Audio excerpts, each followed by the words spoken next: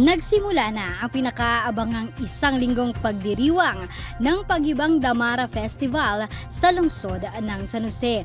Nagsimula na nitong Lunes, April 15 ang pagdiriwang at pagdaraos ng table tennis tournament at Zumba dance competition, Boodle fight, senior citizens night at gabi ng mamamayan o barangay night at marami pang iba sa mga susunod na araw.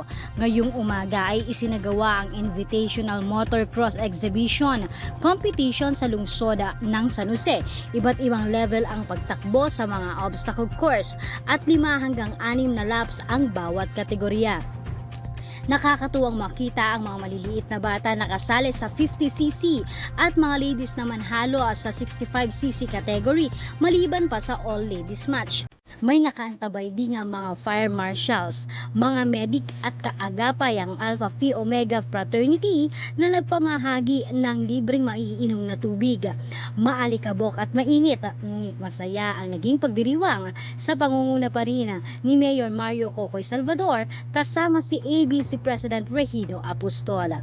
Para sa Balitang Nueva Ecija, Ninya Kayaban para sa DWNE Teleradyo, ang inyong pag-angkin.